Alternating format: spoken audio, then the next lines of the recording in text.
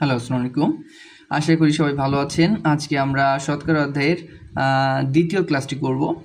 আজকে আমরা ভগ্নাংশ এবং দশমিক ভগ্নাংশকে শতকরায় প্রকাশ করা শিখব। গত ক্লাসে আমরা শতকরাকে দশমিক ভগ্নাংশ এবং ভগ্নাংশে প্রকাশ করা শিখছিলাম। আজকে আমরা তার বিপরীতটা করব।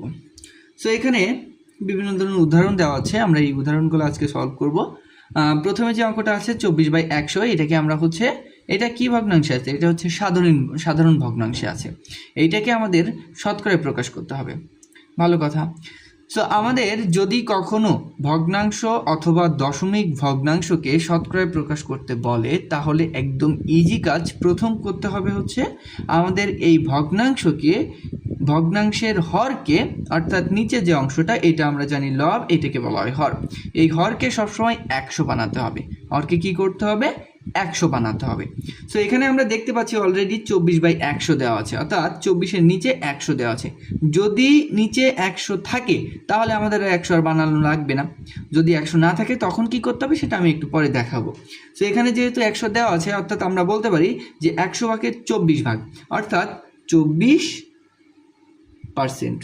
এই 100 মানে হচ্ছে 100কে যদি আমরা ভাগ করে ফেলি, অর্থাৎ এটাকে যদি আমরা আরেকটা লাইনে দেখাই, তাহলে এরকম আসে যে 24 ইন্টু 1/100।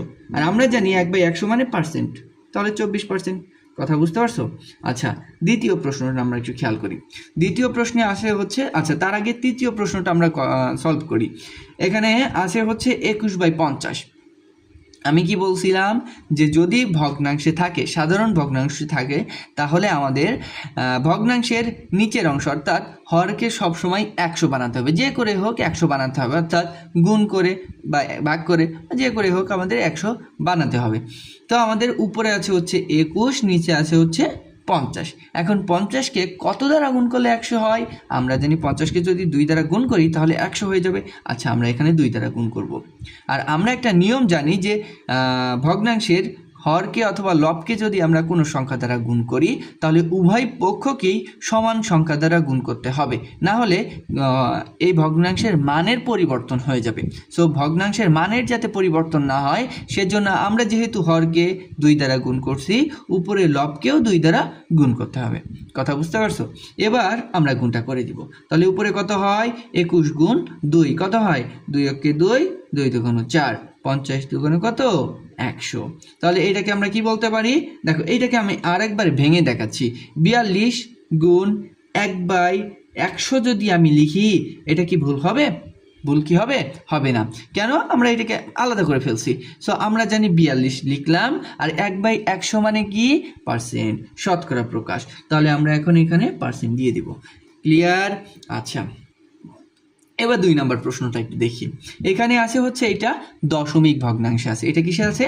দশমিক ভগ্নাংশে। সব সময় মনে রাখতে হবে, যদি দশমিক ভগ্নাংশে থেকে থাকে তাহলে সেই দশমিক ভগ্নাংশকে প্রথমে আমরা সাধারণ ভগ্নাংশে কনভার্ট করে নিব। কিসে কনভার্ট করে নিব? সাধারণ ভগ্নাংশে কনভার্ট করে নিব। এখন দেখো, এখানে 0.54 আছে। আমি যদি লিখি যে 0.54/1, এটা কি ভুল হবে? এর নিচে কিছু নাই মানে কি আছে? 1 দ্বারা ভাগ করা যা না করা তাই, অর্থাৎ একই মান আসে। সো আমি 1 দ্বারা ভাগ করলাম, মানের কোনো পরিবর্তন হবে না। এবার কাজ কি? যে নিচের অংশ অর্থাৎ হরকে 100 বানানো। নিচের অংশ অর্থাৎ হরকে কি করতে হবে? 100 বানাতে হবে। সো 1কে কত দ্বারা গুণ করলে 100 হয়? আমরা জানি যে 100 দ্বারা গুণ করলেই তো 100 হবে, তাই না? আচ্ছা, সো এখানে যেহেতু 100 দ্বারা গুণ করছি, উপরের লবকে কত দ্বারা গুণ করতে হবে? 100 দ্বারা গুণ করতে হবে। তাহলে আমরা উপরের লবকেও 100 দ্বারা গুণ করে দিলাম। আচ্ছা, উপরের এইটাকে যদি আমরা গুণ করি তাহলে কি আসে? আমরা দশমিকের গুণ যারা জানি তাহলে তাদের কাছে এটা খুবই সহজ হবে। 54 দ্বারা 1কে গুণ করে দিলাম, 54কে 54, পরে 2টা শূন্য ছিল, 2টা শূন্য বসাই দিলাম। এখন দেখতে হবে কয় সংখ্যার আগে দশমিক? 1 2, 2 সংখ্যার আগে দশমিক, 2 সংখ্যার আগে দশমিক বসাই দিলাম। নিচে কত? 100কে 100। আচ্ছা, এটাকে যদি আমি ভেঙে লিখি তাহলে কি আসে? 54 ইন্টু 1/100, এর মানে কি? 54%। ক্লিয়ার? আচ্ছা, এটা হচ্ছে 24%। আচ্ছা, এরপরে আমরা 4 নাম্বার প্রশ্নটা দেখব। 4 নাম্বার প্রশ্নে কি আছে? 0.3। তাহলে 0.3 লিখলাম। নিচে কত আছে? কিছু নাই মানে কত আছে? 1 আছে। আচ্ছা, এবার এই 0.3কে কত দ্বারা গুণ করতে হবে আর 1-কে কত দ্বারা গুণ করতে হবে। আমি একটু আগে কি বললাম যে নিচের হরকে সবসময় 100 বানাতে হবে, তাহলে 1-কে কত দ্বারা গুণ করলে 100 হবে, 100 দ্বারা গুণ করলেই 100 হবে, উপরের অংশকে 100 দ্বারাই গুণ করে দিতে হবে। আচ্ছা, এবার 0.3কে যদি 100 দ্বারা গুণ করি কত হবে, 3 ওকে 3, পরে কয়টা শূন্য, 1 2, 2টা শূন্য বসাই দিলাম, কয় সংখ্যার আগে দশমিক, 1 সংখ্যার আগে দশমিক, 1 সংখ্যার আগে দশমিক বসাই দিলাম। আচ্ছা, এখানে আছে 100কে 100, ওকে, এটা কিন্তু দশমিক, এটাও দশমিক, তাহলে এখানে কত থাকে, 30 থাকে ইন্টু 1/100 থাকে, তার মানে কি 30%। ক্লিয়ার? আচ্ছা, এরপরে যেটা দেখতে পাচ্ছি 23/20, 23/20 সেম কাজ। প্রথম কাজ কি, প্রথম হচ্ছে এটা লিখে ফেলি আমরা, দেন কি করতে হবে, আমাদের হরকে 100 বানাতে হবে। তাহলে 20কে কত দ্বারা গুণ করলে 100 হয়, 20কে কত দ্বারা গুণ করলে 100 হয়, একটু ভাবো তো দেখি, 5 দ্বারা গুণ করলে 100 হবে না, তাহলে 5 দ্বারা গুণ করে দিলাম। উপরের অঙ্ককে, উপরের সংখ্যাকে কত দ্বারা গুণ করতে হবে, 5 দ্বারা গুণ করতে হবে, লবকেও 5 দ্বারা গুণ করে দিলাম, তাহলে 3 5 15 5, হাতে 1, 5 2 10 আর 1 11, 5 0 0, 5 2 কত 10, ভালো কথা, 100 হয়ে গেছে। এবার কি করতে হবে, 115 প্রথমে লিখলাম, দেন এই পাশে আছে হচ্ছে 1/100, তাহলে আমরা কত লিখতে পারি, 115%। ক্লিয়ার? আচ্ছা, এরপরে কি আছে, 0.03। আচ্ছা, এখানে যেহেতু 0.3 দিয়ে একবার করে ফেলছি, এখানে মনে করো আছে 0.7, 0.07 আছে, তো আমরা এটা কিভাবে করব, করে ফেলি, 0.07 ভাগ হচ্ছে কত, 1।